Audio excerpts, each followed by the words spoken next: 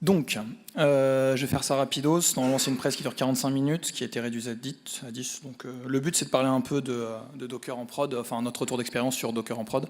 Pourquoi? Je rappelle vite fait. Donc, je suis membre de Scality, une société qui fait du stockage distribué. Et évidemment, on perd. Magnifique. On perd l'écran. Ok, c'est bon.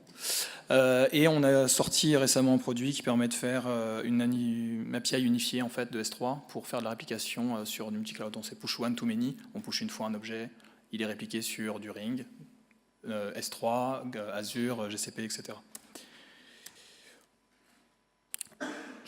Je vais me concentrer uniquement sur la partie build time. Si on parle du runtime, on peut y passer la journée, et de toute façon, tout le monde a sa façon de faire, donc c'est pas vraiment, pour l'instant, quelque chose qui fait consensus.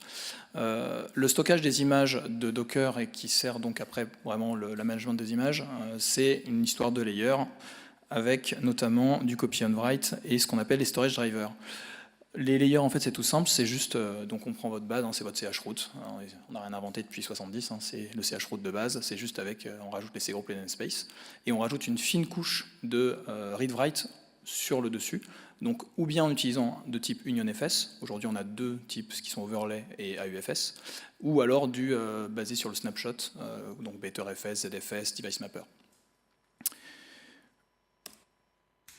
Maintenant, du coup, le côté OK, c'est que ce sont donc des couches, c'est du copy and write, donc c'est plutôt cool, ça fait de la déduplication, on évite de perdre beaucoup d'espace sur son système, son var lib Docker généralement.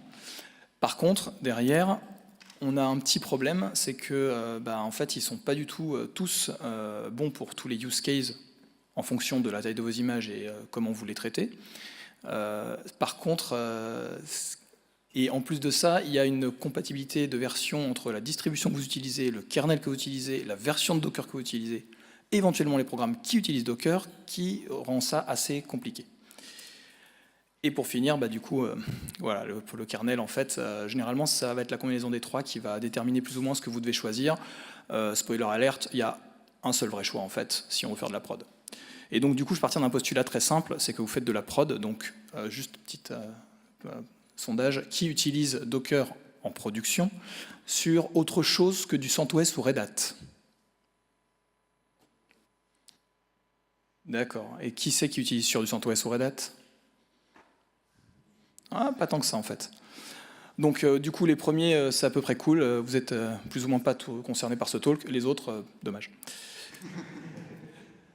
Alors, juste pour, c'est un peu device mapper, moi j'utilise Docker depuis quand même quasiment ses débuts, et à un moment donné, donc AUFS c'était cool sur Ubuntu, puis il y a plein de gens qui ont commencé à avoir des distribs un peu funky sur leur laptop, et qui voulaient utiliser Docker, et puis on s'est retrouvé avec, AUFS il n'est pas supporté sur mon kernel, qu'est-ce que je fais? Et donc Red Hat a créé device mapper, sauf qu'ils ont deux modes. Le mode, par défaut, crée deux sparse files sur votre file system en dev loop, et utilise ça. Et si quelqu'un ne connaît pas bien Docker, il peut partir en prod avec ça. Alors en fait, en soi, c'est pas très grave, c'est juste que du coup les perfs sont assez faibles dès qu'on commence à gérer beaucoup d'images. En plus du fait que généralement ça se termine par un bon gros rm-rf var lib docker dès qu'on triture un petit peu la machine. Au final, voilà un petit peu un résumé de ce qui existe aujourd'hui pour Docker, pour les storage drivers. Donc on a BetterFS, ZFS. Bon, je ne vais pas m'étendre sur le sujet, ça reste des technos qui sont super cool, mais qui restent bien sur le laptop. L'utiliser en production, c'est quand même un poil ballsy, je trouve, aujourd'hui. AUFS, bon, maintenant c'est l'histoire ancienne, c'est remplacé plus ou moins par overlay. Device Mapper, donc il y a le problème de devoir gérer un volume LVM avec du scene provisioning, donc ça veut dire au niveau de la partie administration, il y a un extra step à faire, à monitorer, etc. Donc c'est pas quelque chose qu'on veut forcément faire. L'overlay, on avait le problème des inodes de par l'implémentation, et Overlay 2, c'est enfin celui qui, on va dire, n'a plus ce problème d'inode, permet l'UnionFS, et on va dire fait consensus sur son utilisation. Le seul souci, c'est que, en fait, pour l'utiliser correctement sur le CentOS Red Hat, on est obligé d'avoir du CentOS 7.4 sans SE Linux. Si vous êtes avant, vous utilisez du XFS avec une option de formatage particulière, et de toute façon, vous devez utiliser une configuration particulière dans Docker pour lui dire qu'il faut utiliser du Overlay 2, sinon il refusera, parce qu'il dira « j'ai pas un kernel suffisant ». Donc, vous aurez compris, nous on a choisi Overlay 2 pour... on fait un pari sur le futur. BetterFS étant annoncé comme étant droppé support pour la prochaine Red Hat. Voilà. Donc, je vous donne la configuration file. Donc, il y a plusieurs moyens de configurer son démon Docker. Honnêtement, c'est pas assez, on va dire, vendu sur le site, je trouve, de Docker, ce daemon.json, parce que c'est le seul qui résiste aux différentes reboots et changements de système d'init. Et c'est un JSON, bon voilà, facile à gérer du coup par son conf manager préféré. Et ça permet donc, comme je vous le disais, il faut spécifier son storage driver et donc les sortes d'override, sinon il y a un check de version du kernel qui ne check pas la capabilities mais la version du kernel avant une version très avancée de Docker. Et donc du coup sur CentOS, évidemment les super versionning de Red Hat fait que ça ne marche pas. La compatibilité Matrix, donc il y a pas mal de links, vu que le temps qu'on a, vous pourrez aller regarder les links, mais il y a sur le site officiel pas mal de, on va dire, de compatibilité Matrix sur tout ça. Et donc les quelques bugs sympas, donc alors après on se détend, ça reste, l'impact c'est au pire, on doit stopper sa machine et son démon Docker, et on remove son RM, on RF son var lib Docker et on repart. Donc à moins qu'on ait des images où il y a des données sensibles, et qu'on ne peut pas récupérer, ce qui dans ce cas-là, il y a vraiment un problème dans votre infra, normalement vous êtes plutôt peinard. Donc il y a le premier lien qui est l'histoire du XFS, le deuxième c'est le Device Resource Busy, donc dans tout ça, le plus gros problème c'est généralement quand vous stoppez les conteneurs. Vous voulez upgrader par exemple votre conteneur, vous voulez le stopper via Kubernetes ou autre chose par exemple, et donc ça fait un mount resource or device busy, et donc vous êtes bloqué, et c'est là où ça devient vraiment un peu pénible. Il y a donc, je mets un lien, donc il faut un compte Red Hat pour comment setup overlay FS on Red Hat, mais c'est plus ou moins un subset de ce que j'ai mis avant. Parce que je voulais. Un petit compteur juste pour montrer un peu la popularité et aussi les tracking issues sur les différents storage drivers sur GitHub. Bon, on voit clairement que Device Mapper et Overlay sont les deux principaux réutilisés. Et plutôt fixé. Enfin, la plupart, si vous faites dans celles qui sont souvent open, c'est souvent celles avec le device or resource busy. Il y a souvent lié à ce truc-là. Donc pour finir, donc regardez votre storage driver. Les current capabilities Docker changent. La détection change en fonction de la version. Donc avant la version 18.02, vous n'avez pas une détection qui teste réellement la capabilities kernel.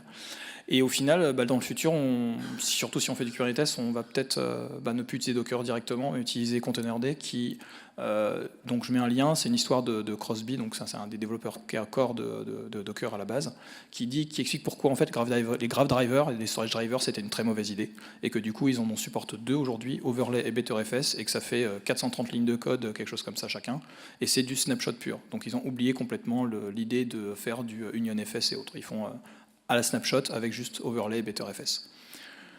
Après, je sais pas, donc si je peux parler vite fait du Kubernetes et d'un petit bug, mais c'est très lié CentOS Kubernetes.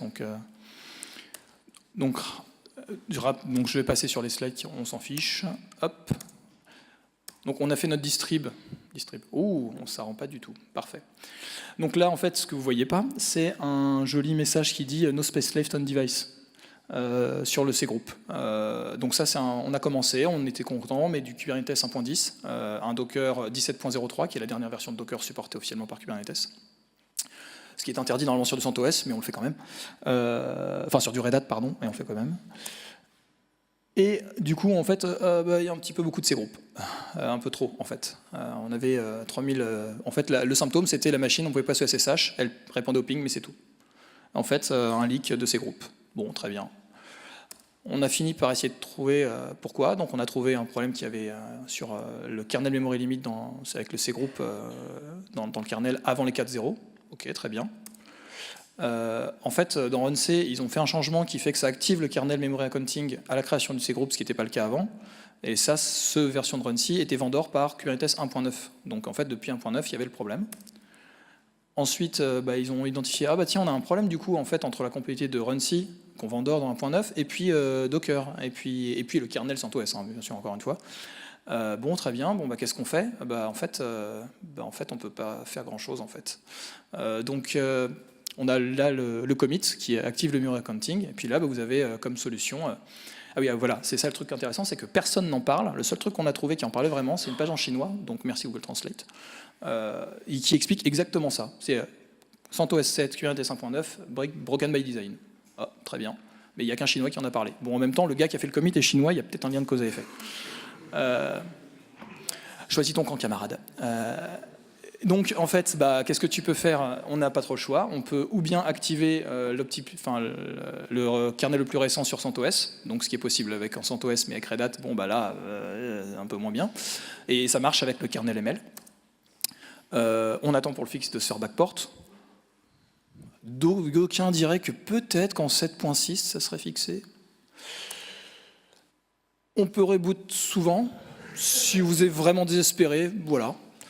Et sinon, si vous êtes vraiment très désespéré, du coup, vous éditez le code du kernel dans les sources et vous enlevez le config memcg kmm et vous recompilez et voilà. Et vous mettez et vous relancez votre kernel.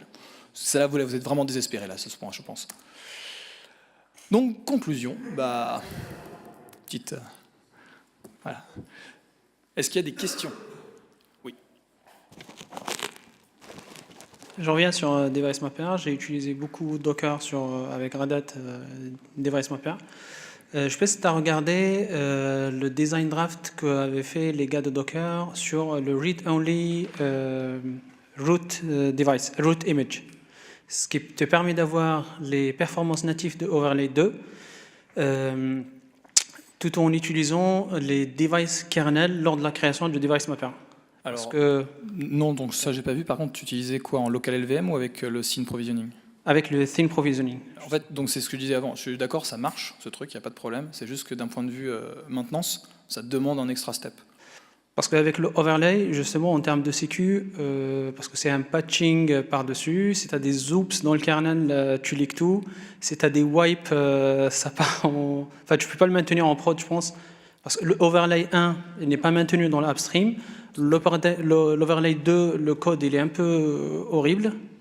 Et en termes de comportement, ça fait vraiment peur. Surtout, si tu as le kernel, il faut vraiment tourner le kernel à fond pour pouvoir utiliser l'overlay d'une façon sereine. Après, on peut l'utiliser par défaut, mais de mon expérience, ça permet de leaker facilement les data qui sont dans les layers. Alors bon, là, c'est trop le dit, j'ai le droit. L'aspect sécurité et Docker, j'ai envie de te dire, bon, ouais. Déjà à la base, voilà, c'est pas l'aspect qu'on regarde en premier, pour être honnête, même s'il y aurait beaucoup de choses à dire là-dessus. Mais nous, on a une expérience inverse, en fait. On a un retour d'expérience utilisateur inverse, notamment avec le device mapper, que ce soit thin provisioning ou pas, d'ailleurs. On a eu plus souvent des problèmes avec des devices resource basic qui sont traduits en destroy le LVM carrément et on a dû recommencer. Heureusement pas en prod, mais enfin, je dis heureusement parce qu'en fait c'est qu'une interruption de service, on arrête Docker et c'est tout. Hein. Je veux dire, encore une fois, il n'y a pas d'impact sur les données elles-mêmes. Par contre, non, on n'a pas vraiment eu de problème avec Overlay 2 là-dessus. En termes de perf, enfin, on reste sur du stockage de l'image, la perf, elle est secondaire. On n'est pas vraiment, le seul moment où ça sert vraiment, c'est par exemple si tu spawns ton cluster Kubernetes ou que tu démarres tes services et que d'un coup tu as toutes tes images qui sont pool en même temps, c'est là où tu vas avoir peut-être une très légère variante. Mais après, une fois que l'image est lancée, on s'en fiche. J'ai une question par curiosité qui est sidecar question. Quand vous faites les builds de vos images, comment vous gérez les caches? Je ne souhaite pas répondre à cette question. En vrai, on fait du multi-stage build. On fait la stack qu'on utilise essentiellement du Node.js, donc il y a une stack commune et puis après il y a le reste. Donc c'est pas très, ça reste du npm install dans une image Docker, voilà. Pour la CI, on a fait du c'est ça là. Et pour la CI, en fait, on a fait les choses bien, c'est-à-dire qu'on a fait un chroot offline, généré from scratch, et on fait du from scratch. En fait, on a une image avec un caching du coup, puisque dans les nodes de la CI ont forcément le cache Docker, et après, du coup, derrière, on fait un from scratch. Donc en fait, s'il y a un nouveau node sur notre CI qui est spawn et qui n'a pas encore le cache, évidemment, il va builder l'image. Après, sinon, il réutilise le cache. Sauf en cas de changement, mais ça arrive assez rarement. On ne change pas toutes les deux secondes notre build time. Ok, merci beaucoup.